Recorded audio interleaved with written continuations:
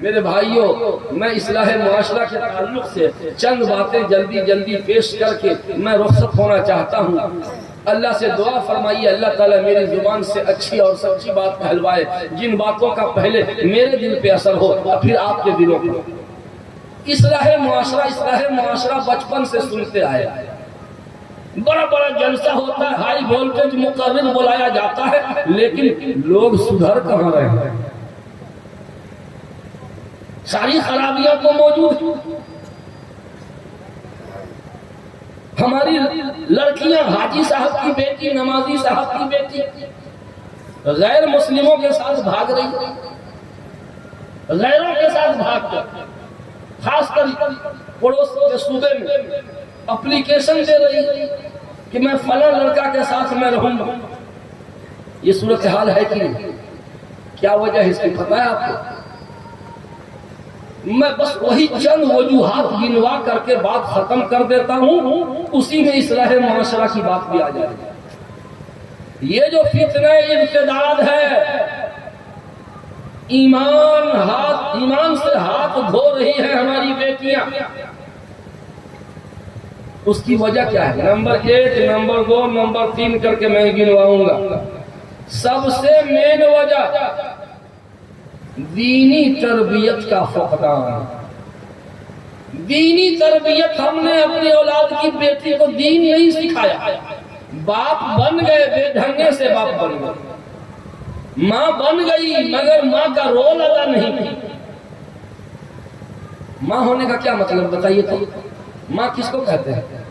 ماں اس کو کہتے ہیں جس کے پیٹ سے بچہ پیدا ہو، 9 مہینہ پیٹ میں رکھتی ہے، 2 سال تک دودھ پلاتی ہے، تو ماں ہوگا۔ اگر ماں ہونے کا اتنا ہی مطلب ہے تو یہ کام تو بکری بھی کرتی ہے، یہ کام تو بھینس بھی کرتی ہے۔ پیٹ میں بچہ کو رکھتی ہے کہ نہیں؟ دودھ پلاتی ہے کہ نہیں؟ بکری اپنے بچے کو دودھ پلاتی ہے نا، گائے اپنے بچے کو دودھ پلاتی ہے نا، بھینس اپنے بچے کو دودھ پلاتی ہے نا، اب بچے کو پیٹ میں بھی دھوتی ہے نا۔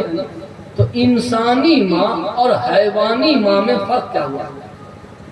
کیا ماں ہونے کا اتنا ہی مطلب ہے کہ پیٹ میں رکھے اور دودھ پلا؟ اب باپ ہونے کا کیا مطلب؟ اگر باپ ہونے کا اتنا ہی مطلب ہے کہ اس کے نطفے سے پیدا ہوا، تو جتنا نر جانور ہے، جتنا نر جانور ہے، نر جانور سمجھ رہے یہ سب باپ ہے۔ جتنا نر جانور ہے وہ بھی باپ ہے اور آپ بھی باپ ہے، تو اس میں اور اس میں فرق کیا ہے؟ اگر ماں ہونے کا یہی مطلب ہے کہ دودھ پلاتی ہے، پیٹ میں رکھتی ہے، تو بکری بھینس گائے یہ بھی کرتی ہے، تو بکری میں اور انسانی ماں میں فرق کیا ہے؟ ایک فرق، صرف ایک فرق۔ سنیے گا، باپ بن گیا بے ڈھنگے سے، ماں بن گئی ہماری ماں بہنیں، ماں بن گئی لیکن بے ڈھنگے سے ماں بن گئی۔ ماں کا لچھن تمہارے اندر نہیں ہے، ماں کا رول تم نے ادا نہیں کیا، اسی وجہ سے تمہاری بیٹیاں برباد ہو رہی ہیں۔ وہ جس گھر میں جائے گی اس گھر میں آگ لگا کے رکھ دے گی، اور اگر ہم نے اپنی بیٹیوں کو دین سکھا دیا، قسم رب ذوالجلال کی، جس گھر میں جائے گی اس گھر کو جنت بنا کے رکھ دے گی۔ انسانی ماں اور حیوانی ماں میں ایک فرق ہے۔ ایک فرق تو یہ ہے کہ اس کو 4 ٹانگ ہے اور اس کو 2 ٹانگ ہے، یہی فرق ہے کہ بکری کو 4 ٹانگ، انسانی ماں کو 2 ٹانگ۔ نہیں، بس ایک بنیادی فرق، انسانی ماں باپ کے ذمے اولاد کی تعلیم و تربیت بھی ہے، اور حیوانی ماں باپ کے ذمے اپنے بچوں کی تعلیم و تربیت نہیں ہے۔ کبھی دیکھا ہے کہ کوئی بکری اپنے بچے کو اسکول میں جا کے ایڈمیشن کروا دے؟ سنے ہیں کبھی؟ کوئی بھینس اپنے بچے کو دعا سکھائے؟ کبھی سنے؟ نہیں۔ بس فرق اگر ہے تو تعلیم و تربیت کا۔ اگر ہم نے اپنی اولاد کو دینی تعلیم دی، دین کی تربیت کی، تب جا کے ہم انسانی ماں باپ ہیں، اور اگر یہ نہیں کیا تو پھر حیوانی ماں باپ۔ بکری میں اور انسانی ماں میں کوئی فرق نہیں۔ میرے بھائیوں، فتنہ ارتداد کی ایک وجہ دینی تربیت کا فقدان، نمبر 2 جلدی جلدی گنواتا ہوں. دوسرا سبب مخلوط تعلیمی نظام. ایک ہی کلاس روم میں مسٹر سسٹر لیڈا لیڈی دونوں رہنے کا کیا ہوگا؟ تہجد کی نماز ہوگی؟ ارے وہی ہوگا جو ہو رہا ہے. جتنا لڑکا ہے سب گرل فرینڈ کے چکر میں ہے اور لڑکیاں بوائے فرینڈ کے چکر میں ہے. سب اپنے اپنے چکر میں. یہ کیا کمپٹیشن کی تیاری کرے گا؟ یہ تو کسی اور کمپٹیشن میں لگا ہوگا. یہ مخلوط تعلیمی نظام. اسلام کا نظریہ یہ ہے کہ لڑکوں کے لیے الگ کلاس روم ہو، لڑکیوں کے لیے الگ. آنے جانے کا راستہ بالکل الگ تھلگ ہونا چاہیے. آج اسکول میں چھٹی ہو گئی اور حاجی صاحب کی بیٹی 2 گھنٹے کے بعد آ رہی ہے. کہاں جا رہی ہے؟ اکو پارک گھومنے جا رہی ہے. اس کا دوست گھمانے لے جا رہا ہے. یہ سب کیا ہے؟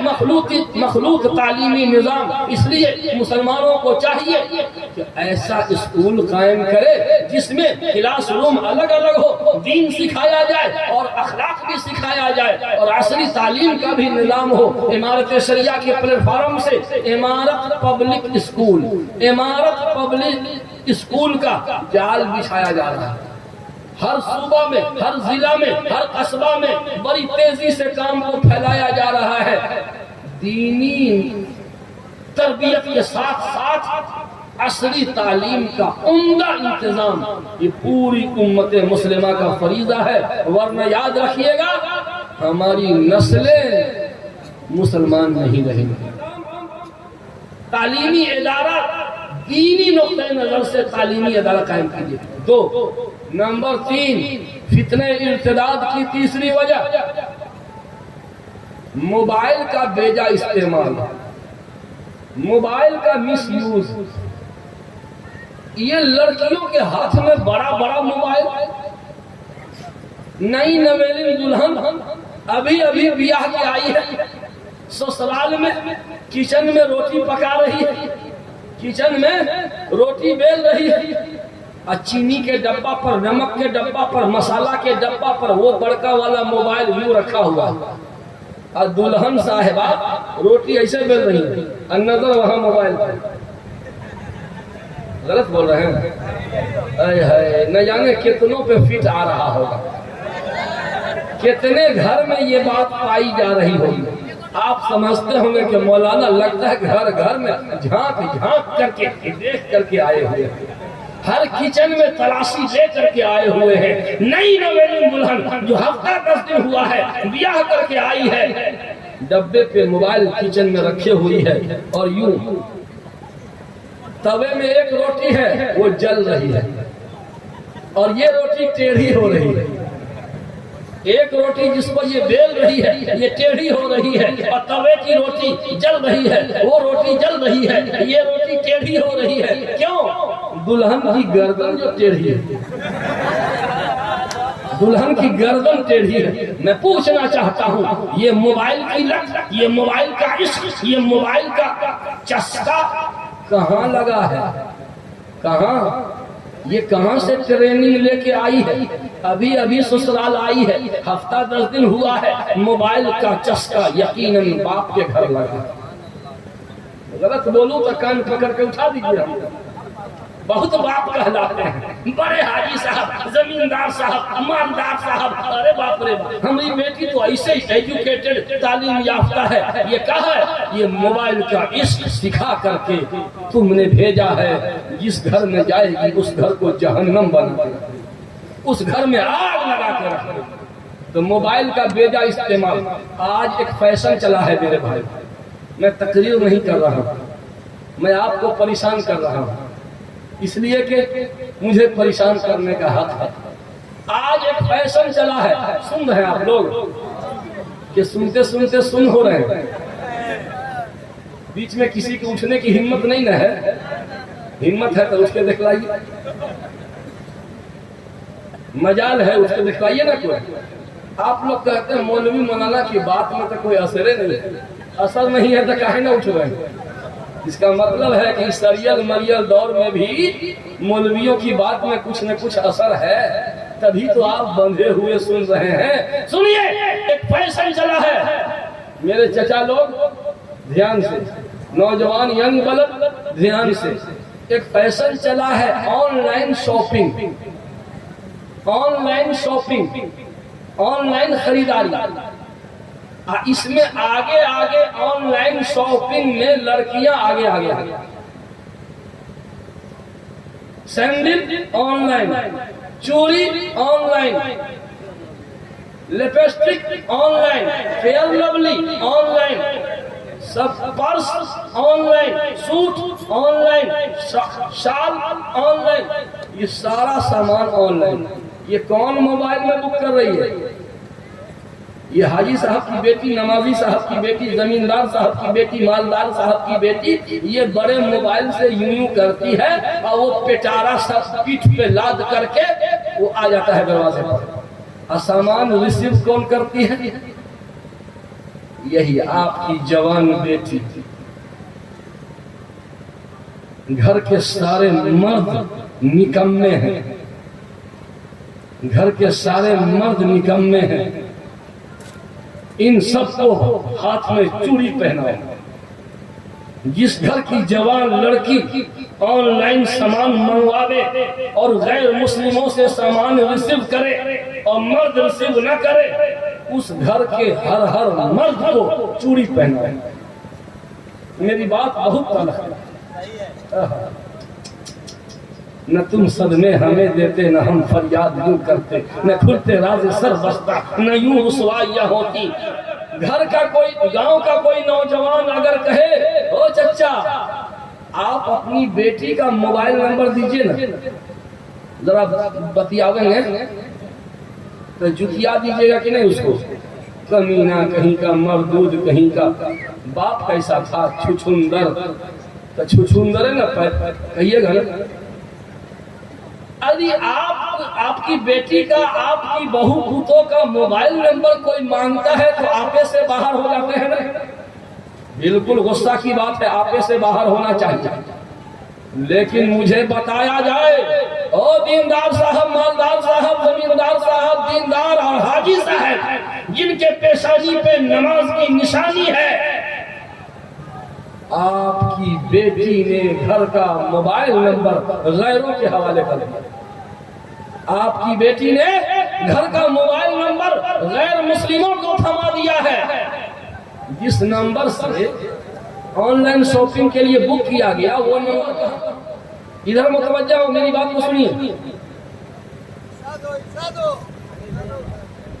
یہ گھر کا موبائل نمبر, پرسنل نمبر غیروں کے پاس پہنچ گیا کہ نہیں پہنچ گیا؟ میں نے آنکھوں سے دیکھا ہے. فتنہ ارتداد کی ایک وجہ ہے دینی تربیت کا فقدان, دوسری وجہ ہے مخلوط تعلیمی نظام, اور تیسری وجہ ہے موبائل کا بیجا استعمال. میں نے خود دیکھا ایک جوان لڑکی گھر سے باہر نکلتی ہے, بغیر دوپٹہ کے نکلتی ہے اور کان میں موبائل لگائی ہوئی ہے اور کہے کہاں ہیں آپ کہاں ہیں؟ ادھر بھی وہ سامان پہنچانے والا جو بہت بڑا بیگ پیٹھ پہ لادے رہتا ہے وہ یوں کیے ہوا ہے, دونوں کی گردن ایسے ٹیڑھی ہے. کہا کہ یہ دیکھیے ہم روڈ پہ ہیں, دیکھیے لال دوپٹہ, ہاں دیکھ لیا. اب وہ قریب پہنچتا ہے, وہ مسکراہٹوں سے استقبال کرتی ہے, ضیافت کرتی ہے. آپ کو پہنچنے میں بہت تاخیر ہو, دقت ہو گئی, معاف کیجیے گا. ایسا لگتا ہے کہ پرانی شناسائی ہے, پرانا کوئی رشتہ دار ہے. اس طرح سے وہ سامان ریسیو کرتی ہے. میں پوچھنا چاہتا ہوں کہ مرد اپنے موبائل سے بک کیوں نہیں کیا؟ آپ اپنی بیٹی کو کیوں بکنگ کے لیے چھوڑ دیا؟ سامان ریسیو کرنے کے لیے آپ کی بیٹی کیوں سڑک پہ جاتی ہے؟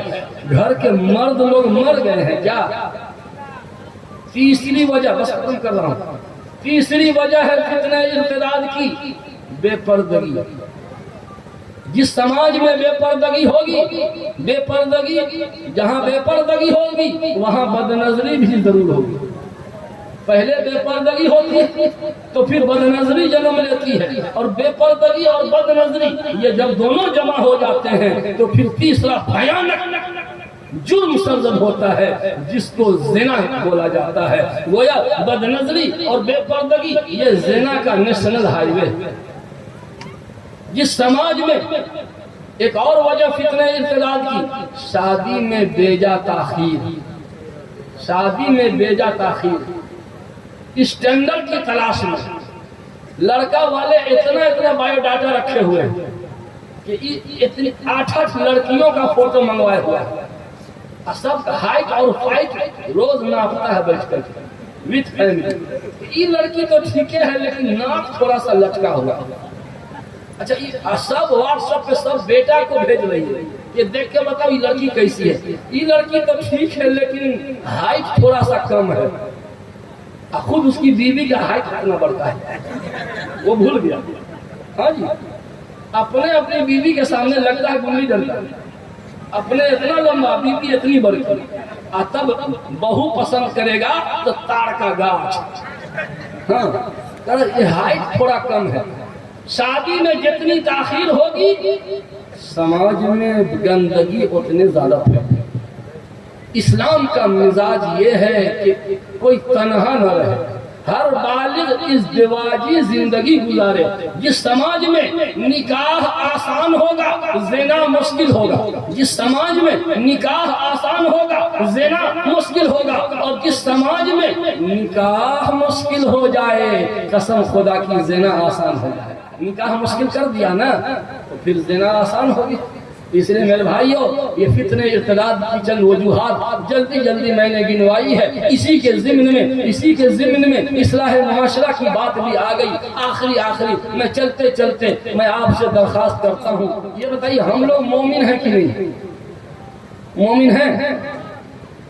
آپ لوگوں میں سے بہت سارے لوگوں کا نکاح ہو گیا ہے کہ نہیں؟ ہوا ہے نا نکاح؟ نکاح جو ہوا تھا تو اکیلے میں کہ 2 گواہ بھی تھا، 2 گواہ تھا نا، بغیر گواہ کے نکاح ہوگا نہیں نا؟ تو ہمارے ایمان کا بھی 2 گواہ ہے۔ گواہ نمبر 1 نماز، گواہ نمبر 2 زکات۔ نماز اور زکات ہمارے ایمان کا گواہ ہے۔ اگر ہماری زندگی میں نماز نہیں، زکات نہیں، ہمارے ایمان کا گواہ مر چکا۔ بغیر گواہ کا ایمان ہے ہمارا۔ اس لیے خدا کے واسطے آج پورا مجمع عہد کرے کہ انشاءاللہ نماز کبھی نہیں چھوڑیں گے۔ ایک آدمی سب کا ٹھیکہ لیے ہوئے ہیں، سب لوگ نماز پڑھیں گے انشاءاللہ۔ ہماری ماں بہنیں بھی انشاءاللہ عہد کرو، تمہارے پاکیزہ آنچل پر فرشتوں کو بھی رشک آئے گا۔ آج اگر پورا مجمع نماز کا عہد کرتا ہے قسم خدا کی یہ جلسہ پوری دنیا میں سب سے کامیاب جلسہ قرار پائے۔ آئیے 40 دن کے لیے ہم سے ایگریمنٹ کیجیے، ہاتھ ملائیے، 40 دن کے لیے کہ نماز نہیں چھوڑیں گے۔ 40 دن کے لیے نماز 41واں دن چھوڑ دیں گے نہیں، آپ آئیے نا 40 دن کے لیے ایگریمنٹ کیجئے کہ نماز نہیں چھوڑیں گے۔ انشاءاللہ 41واں دن ہوگا کہ نماز خود بولے گی کہ تو کیا ہم کو نہیں چھوڑے گا، اب تو میں خود تم کو نہیں چھوڑوں گی۔ ہم 40 دن تک نماز پکڑ لیں، انشاءاللہ 41ویں دن سے نماز ہم کو پکڑ لے گی کہ تو اب میرا ہو چکا ہے، میں تو تجھے چھوڑنے والی نہیں انشاءاللہ۔ اور یہ نماز کا اہتمام رزق کا مین گیٹ ہے۔ رزق کے 12 دروازے ہیں، وقت نہیں ہے کہ میں گنوا سکوں۔ رزق کا مین گیٹ، صدر دروازہ وہ ہے نماز، خاص کر فجر کی نماز، کیونکہ فجر طلوع صبح صادق سے لے کر طلوع آفتاب تک تقسیم رزق کا وقت ہے۔ اللہ کے نبی حضرت فاطمہ کو کہتے ہیں یا فاطمہ تو قومی، یا بنیہ تو قومی واشهدي رزق ربك ولا تكوني من الغافلين فإن الله يقسم أرزاق الناس ما بين طلوع الفجر إلى طلوع الشمس۔